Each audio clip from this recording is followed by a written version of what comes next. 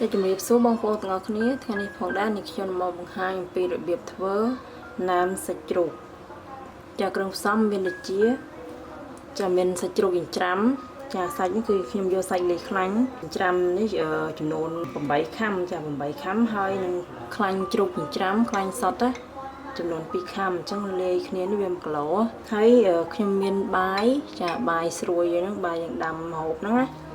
ចាចំនួនកន្លះចានចង្កឹះហើយមានខ្ទឹមសបុកចាកុំចិញ្ច្រាំបងប្អូនយើងត្រូវបុកខ្ទឹមសបុកនេះចំនួន4ស្លាបព្រាបាយហើយនឹងមានអំបិលចាអំបិលខ្ញុំប្រើអំបិលក្រួសហើយយើងយកវាបុកឲ្យរៀងកុំឲ្យមាត់ពេកចាយកអំបិលក្រួសចំនួន1ស្លាបព្រាបាយហើយមានប៊ីចេងចាប៊ីចេងនេះបងប្អូនដាក់ក៏បានមិនដាក់ក៏បានណាខ្ញុំប្រើ1ស្លាបព្រាកាហ្វេចាឥឡូវមកមើលរបៀបធ្វើទាំងអស់គ្នាយើងត្រៀមចានណាមួយហើយយើងដាក់សាច់ជ្រូកច្រាំចូលដាក់ខ្លាញ់ជ្រូក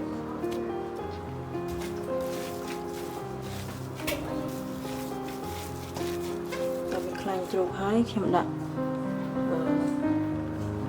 អំបិលហើយនឹងខ្ទឹមសបុក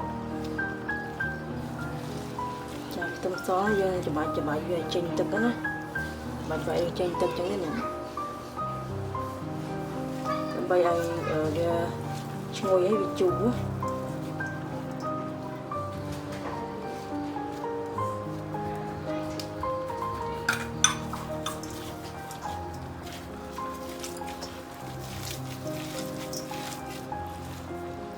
ហើយចុងក្រោយយើងដាក់បាយ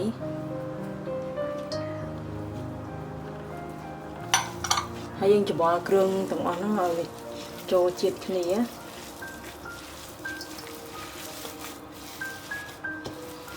ចុះឥឡូវនេះយើងច្បាច់សាច់ជ្រូកយើងឃើញថាវាប្រែពណ៌ហើយវាចូលជាតិគ្នាអស់ហើយណានេះ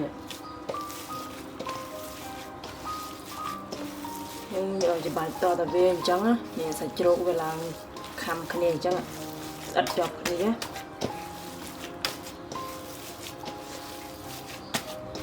ចាញ់ពោះពណ៌សាច់ជ្រូកដែលយើងធ្វើនេះយើងធ្វើញ៉ាំខ្លួនឯងយើងបានដាក់ពណ៌ដាក់លក្ខអីទេណាអញ្ចឹងវាអាចឡើងពណ៌អញ្ចឹងបងប្អូនពណ៌ original របស់វាចាឥឡូវនេះបានហើយខ្ញុំធ្វើការវេចខ្ចប់ចាបងប្អូននេះគឺជាឧបករណ៍ដែលខ្ញុំត្រូវវេចខ្ចប់ណាចាខ្ញុំមានថង់នេះគឺថង់ច្រកផ្អែមណានេះដែកវា4x7ខ្ញុំយកទំហំហ្នឹងណាហើយនឹងកៅស៊ូកងចាំតបមកនេះរបៀបយើងវេចខ្ចប់យើងយកថង់ហ្នឹងមកយើងមុំមាត់វាដើម្បីងាយស្រួលក្នុងការច្រកកុំឲ្យសាច់ជ្រូកហ្នឹងវាប្រឡាក់ទេវតាណាមុំវាអញ្ចឹងទៅមកយើងរកវាឲ្យវាប្រហោងអញ្ចឹងណា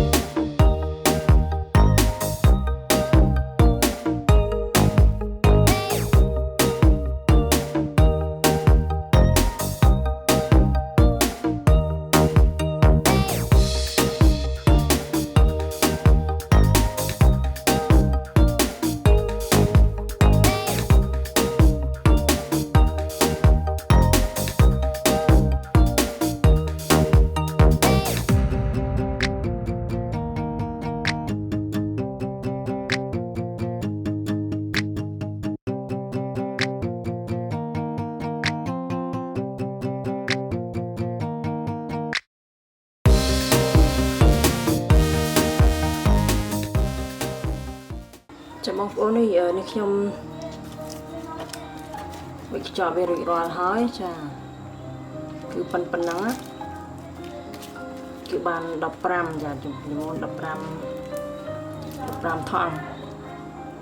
តែអាហ្នឹងគឺយើងអត់តញ៉ាំបានណាបងប្អូនគឺយើងទុកឲ្យវាជូរសិនទុករយៈពេលផ្អាប់វាក្រៅទូទឹកកកណាដាក់ក្នុងប្រអប់អញ្ចឹងហើយយើង ក្របកម្របឲ្យចិត្តទៅទុកជារយៈពេល2 ទៅ 3 ថ្ងៃគឺយើងអាចបើកមកវាជូរគឺយើងអាចញ៉ាំបានហើយពេលដែលជូរហើយយើងញ៉ាំមិនអស់ហើយយើងត្រូវដាក់វាចូលក្នុងទូទឹកកកណាបងប្អូនចាឥឡូវនេះខ្ញុំយកវាទៅទុកបាន2 ទៅ 3 ថ្ងៃសិនណាចាបងប្អូនណាំសាច់ជ្រូករបស់ខ្ញុំគឺចាទុករយៈពេលតែ2 យប់ទេបងប្អូនឥឡូវនេះវាជូរហើយឥឡូវនេះខ្ញុំនឹងស្រាយថង់វាចេញដើម្បីដោតឆ្កាក់យកវាទៅអាំង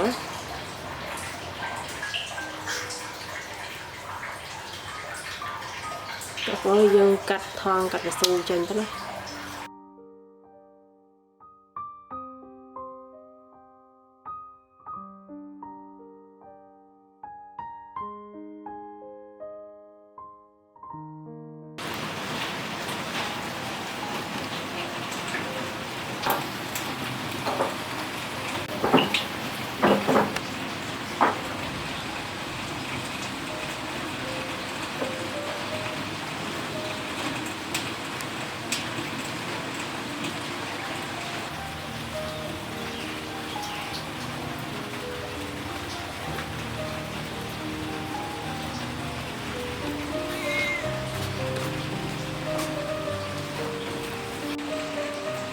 បងប្អូនរួចរាល់ហើយ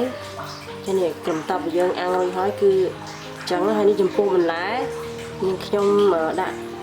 ដែលយើងញ៉ាំផ្ទាប់ជាមួយវាមានម្ទេសយ៉ាម្ទេសក្រៀមយើងអាចយកទៅបំពងវាសិនឲ្យវាស្រួយហើយមានតែសក់មានម្ទេសអាចសាត់ហើយនឹងស្ពៃក្តោបឥឡូវយើងនឹងភ្លក់វាមួយសិនមក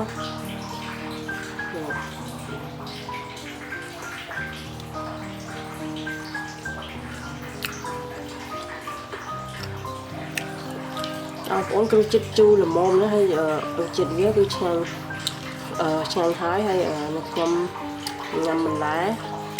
នេះ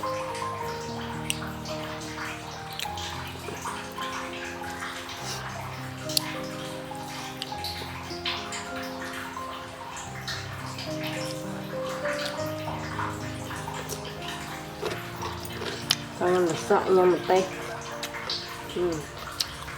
តែមានស្តាប់មកគ្នាទៅមានតែឆ្ងាញ់មែនតើបងប្អូនត្រូវគ្នាណានេះអត់មានខ្ញីត្រាំមុខទៅរកឆ្ងាញ់ណាពីព្រោះខ្ញីត្រាំហើយនៅខ្ញុំនឹងបង្ហាញនៅคลิปក្រោយបងប្អូនខ្ញីត្រាំឬក៏ខ្ញីជ្រូកហ្នឹងណានេះបន្លែ